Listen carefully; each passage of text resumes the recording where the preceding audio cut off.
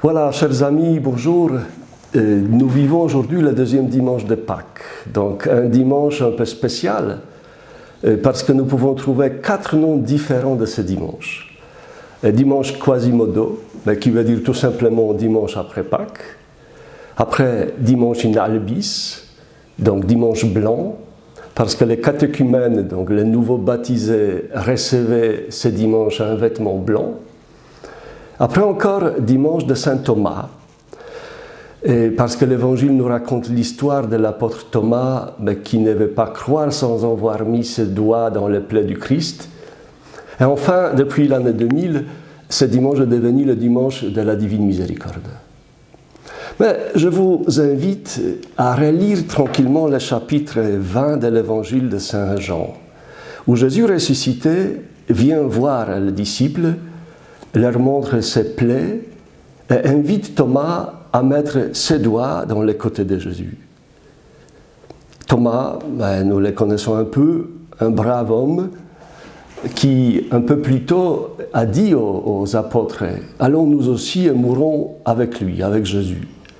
Mais maintenant, il bute contre l'inattendu, mais aussi contre l'incompréhension.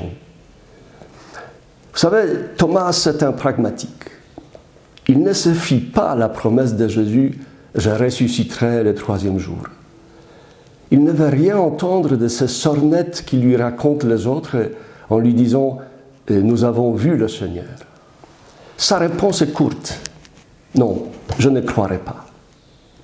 Il veut voir, il veut mettre sa main dans la marque des clous et dans les côtés de Jésus. Et quelle est la réaction de Jésus ? La patience. Jésus n'abandonne pas Thomas entêté. Il ne ferme pas la porte. Il lui donne du temps. Il attend. Et finalement, face aux plaies des mains et des pieds de Jésus, face à son côté ouvert, Thomas cède. Mon Seigneur et mon Dieu. Il fait l'expérience de la miséricorde de Dieu qui a un visage très concret, le visage de Jésus ressuscité. Vous savez, pendant des siècles, on s'est posé la question pourquoi Jésus, après la résurrection, garde ses blessures? Pourquoi il les montre? C'est quand même étonnant. Il ne montre pas un livre, ni un registre de nos crimes, de nos péchés, ni les commandements. Seulement ses blessures et son cœur blessé. Et Saint Antoine de Padoue, docteur de l'Église médiévale, un excellent prédicateur, nous donne dans une de ses homélies une interprétation très émouvante de ce geste de Jésus ressuscité. Il associe cette scène à un texte du prophète Isaïe qui dit « Le Seigneur m'a abandonné, mon Seigneur m'a oublié. » Mais une femme peut-elle oublier son nourrisson? Même si elle l'oubliait, moi je ne t'oublierai pas. Et écoutez bien, car j'étais gravé sur les paumes de mes mains. J'étais gravé sur mes mains. J'étais écrit sur mes mains. Et saint Antoine explique, pour écrire quelque chose, il nous faut une feuille, de l'encre, un stylo. Pour ne pas oublier l'homme, Dieu écrit le nom de chacun de nous sur ses mains. Il le grave sur la paume de ses mains. La feuille est la main, ou plutôt les mains de Jésus. L'encre est son sang. Le stylo, un clou. Dieu ne peut pas nous oublier.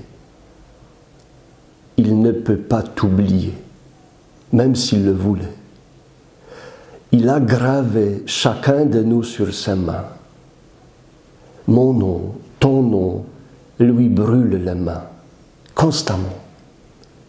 Comme s'il nous disait, vois, toi tu m'as oublié, mais moi je viens vers toi. parce que je ne peux pas t'oublier. Je veux que tu reviennes à la vie avec moi. C'est ça la miséricorde. L'amour qui cherche, qui pardonne, qui attend. La miséricorde, c'est chesed, le mot utilisé par l'Ancien Testament pour signifier générosité, littéralité, clémence, une fidélité. Mais la fidélité a une parole donnée, un lien très fort entre deux personnes. On pourrait dire une poignée de main entre deux personnes, entre deux amis, un accord conclu, une alliance. Et Dieu reste toujours fidèle à cet accord, à cette alliance parce qu'il est fidèle à soi-même et il est responsable de son amour. Mais ce n'est pas tout. La miséricorde, c'est aussi rachamim, les entrailles, l'amour d'une mère. Rachem, c'est le sein maternel. Donc un lien très profond et originaire. Une relation qui lie la mère à son enfant. Un rapport tout particulier, un amour tout spécial. Et Jésus nous dit aujourd'hui, avance ton doigt, avance ta main. Viens vers moi qui est venu à toi pour t'aimer. Viens à moi qui te parle, qui te donne la paix. Cesse de verrouiller ton cœur et ouvre-toi à moi. Et ma miséricorde, je te la donne.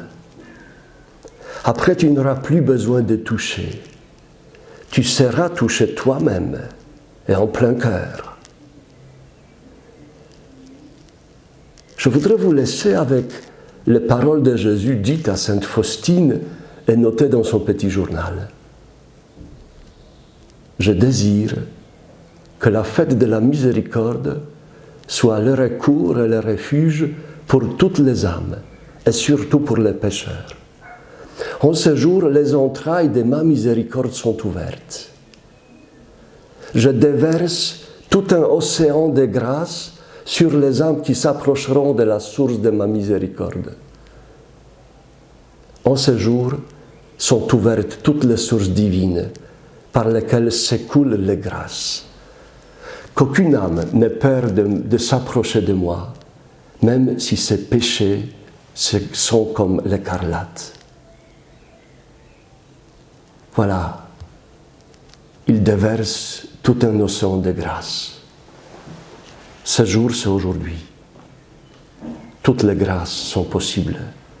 La miséricorde est ouverte.